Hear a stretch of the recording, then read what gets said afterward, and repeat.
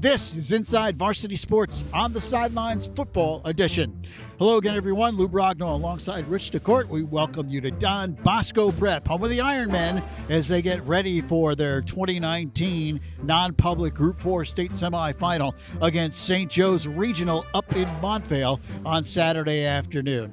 Don Bosco Prep coming in the number 3 seed, St. Joe's the number 2 seed, pretty much the way you would have drawn this up prior to entering the playoffs. Yeah, the game that everybody has been waiting for since these two guys squared off earlier in the season. It was kind of the signature win so far for Don Bosco and the Dan Sabella era, a team that was coming into this game below 500 against St. Joe's. They come and get the massive upset and have been rolling ever since, undefeated, I believe, up until this point, including this run into the playoffs. And St. Joe's, faltered a little bit after there. Also had the upset loss to Seton Hall Prep the following weekend, but they came out and beat the guys who were ranked number 1 in the state in St. Peter's Prep in the last week of the regular season. So both teams really finding their stride at the right point, leading up to this titanic battle in Montvale on Saturday. And of course, this is a great rivalry as well. A one-time Turkey Day tilt between the Ironmen and the Green Knights in the 90s and as late really as 2009 through 2014. So there's no secrets between these two teams. Bosco leads the all-time series 31-24, but since 2012, it's pretty even, 5-4 in favor of St. Joe's. So we had an opportunity, of course, to catch up with the head coach of the Ironman, Dan Sabella, and Rich talked to the Don Bosco Prep head man. Critical win for you guys last time when you played these guys. Circumstances a little different this time around. Obviously, the stage is bigger. What do you expect? Oh, I think it's going to be a real physical football game. I think it's going to be a great atmosphere. I'm sure, we're going to have to play very well. Going up there, they're home. They got the home field advantage, so we're going to have to be at our best. As you move closer towards, what's potentially the end of the road, and you have to take this sort of game-by-game heightened approach. What have you seen from your guys in terms of their ability to just go one game by game? I think our guys got a lot of football left in them. All right, we've gotten better as the years gone on. These kids, they really enjoy playing together, and I think we got a couple weeks left in us for sure. Coach, what do you see as being the keys? Obviously going to be a physical football game Saturday, two teams that can run the ball really well. What are some of the areas you guys have been keying in on this week? Hey, you know what? We're going to have to take care of the football. Obviously, that's going to be real important. Sustain drives, finish drives. When opportunity presents itself, make sure you take advantage of it. Don't leave points out on the field and tackle. Prevent the big play. I'm sure a couple special teams plays are gonna play into this thing when it's all said and done with. So it's going to be a great game. It's going to be a great setting. I can't wait. Lou had some time as well to catch up with a few of the Ironmen as they practiced behind us earlier today in Ramsey. Mike, at this point in the season, the team is playing really well. You guys have been on a great run since I would say the midpoint of the season. What's been the difference in the second half of the season for this team? What's been the keys? We really come together as a team. As an offensive line, as a group, we've just been getting better every single week. And, we just keep working hard and coming in here and getting our work in. What about the offense going into this game against St. Joe's? The first time around, you guys played them and were able to run the ball effectively. What did you guys take out of that game? Out of that game, we definitely beat them on the perimeter. But we just have to keep working in the trenches and, pushing them up front so we can get our backs open and create some creases. What's the confidence level of this Bosco team now heading into this game? Oh, we have so much confidence now. Being able to go 4-0 after having not so hot of a start and really getting the ball rolling, we're really confident. Roman, you guys have been outstanding the second half of the season. This team has been on a roll. What's been the big difference from the start of the season to the second half of the season? What's been the change around for this team? Honestly, it took us a while to get things going.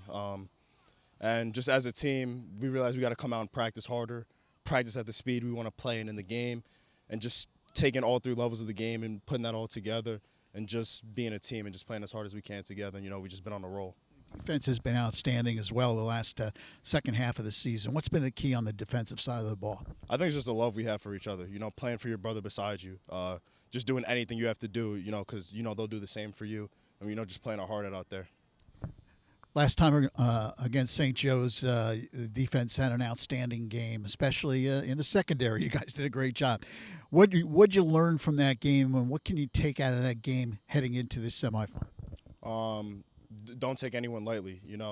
Always stay alert and everything like that, and just take your coaching and apply that to the game, and just take your keys and just follow that into the game. I would imagine the confidence level of Bosco's pretty high right now. What are your thoughts on the way this team feels going into the game? We're confident, but that doesn't mean anything. It's the playoffs. Everyone's coming out to give their hardest. This is a different team we're going to face, so we're not taking anyone lightly, and we're locked and ready to go.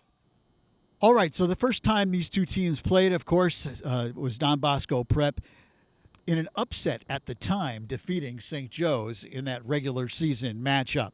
In that game, Don Bosco Prep was able to run the ball very effectively. Kyle Monangai and Jalen Berger, who was lethal on the outside against that St. Joe's defense. This time around, Kyle Monangai is questionable as he suffered an ankle injury last week.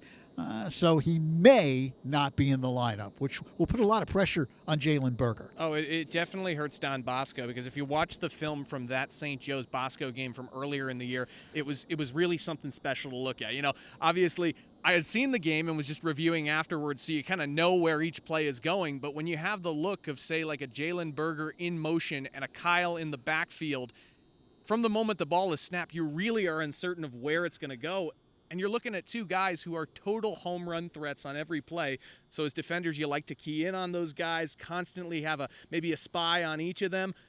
Makes it a lot easier, obviously, when there's just one of them. So the biggest question mark in New Jersey probably is the status of Kyle Monangai heading into this game and how it changes things for Don Bosco. Do we see a little more of Jake Robbins and his receiving corps? Do they need to step up? If Kyle Monangai doesn't go, I think the answer is yes. Of course, the St. Joe's defense has been outstanding over the last several games, led by Frankie Monte, of course, Min Vanover and Logan Rivera. They've been outstanding on the defensive side of the ball. So that'll be a big test there. And then, of course, on the other side of the coin, Don Bosco's defense had an outstanding game against the Green Knights in that regular season matchup, especially shutting down the vaunted St. Joe's rushing attack. In that game, Audric Estime had under 50 yards rushing. Here's a guy that has over 1,100 yards on the year. So the question is, how does St. Joe's change things up trying to get that running game going against this tough Bosco defense? Yeah, it's a great question how St. Joe's is going to attack that, and we know they are. They looked like the St. Joe's that we expected at the beginning of the season and through some of their early wins against St. Peter's in that last, big test that they got in the final week of the regular season. The offensive line, led by the All-American Luke Whippler, running on all cylinders, and you saw Estime at his best, breaking off those occasional home run type plays. Michael Alaimo, the quarterback, returning from injury for a time when he was out for St. Joe's for a bit, looking similarly in form, running the ball well, running the offense, throwing. So it's an offense that is hitting peak form as well. And Don Bosco's defense, yes, they have been the key to this run, and the energy and the play that they've had ever since Don Bosco kind of turned the corner midway through the year. It's a question of, who can stop who here. It's a classic rivalry game where, maybe Kyle Monangai is questionable, but all your other big weapons in this game are available and gaming. And for St. Joe's, Purdue-bound quarterback Mike Alamo has been outstanding the last 2 weeks, where he's thrown for over 300 yards passing in the last two games. Had a terrific game against St. Peter's. So Bosco's defense will be facing a quarterback who's playing at the top of his game over the last couple of weeks as well. Hey, Bosco comes in having won 4 straight for the first time since 2015, and we know St. Joe's coming off that huge win against St. Peter's, and then the big win last week in the first round of the playoffs as well. Playing, again, probably playing their best football of the year. So it figures to be quite a matchup. Yeah, and Lou, we were talking before. I think it's particularly difficult to pick this one. There's with confidence. I think I can't put a number on this one. I think we just have to go out and see what happens on Saturday. It'll be another great one for the books. I mean, similarly, what we'll see Friday night at Caven Point, St. Augustine. The Hermits maybe with a tall task against the top seed in the playoffs in St. Peter's. Well, the Hermits have had a great year down in South Jersey, no question about it. Had a solid first-round victory against Seton Hall Prep, but I don't think there's any question they're playing their toughest opponent that they will have faced this year in St. Peter's, a team that possesses Division I speed, Division I size, very tough to beat at Caven Point. So St. Peter's has got to go into this game as a heavy favorite, and you figure, the Hermits, again, very talented team, maybe the best St. Augustine team that they've had in quite some time. But for them to pull off an upset on the road at Caven Point, I think it would be quite an upset. It would be tough, but let's remember, this is also the same St. Augustine team that upset Seton Hall Prep, who upset St. Joe's, who, everybody in Group 4, especially amongst your big fours, if you will, have beat each other.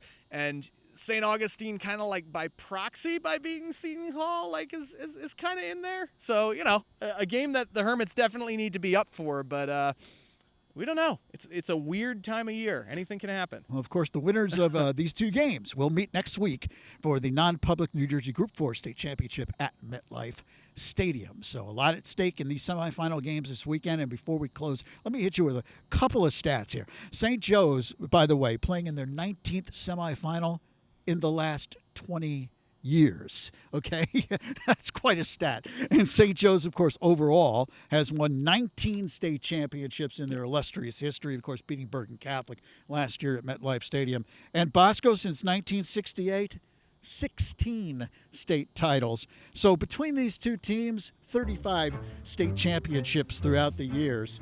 I'd say this is a heavyweight match. Yeah, they got some hardware at these schools. We've heard that before. Yeah. Of course, you'll have all the highlights of the Bosco Joe's game next week as well here on Inside Varsity Sports, right? Indeed you will. All right, that'll do it here from Don Bosco Prep for Rich DeKorte and everyone here at Inside Varsity Sports on the Sidelines. I'm Lou Brogno. Thanks for joining us. Again, you've been watching Inside Varsity Sports on the Sidelines Football Edition.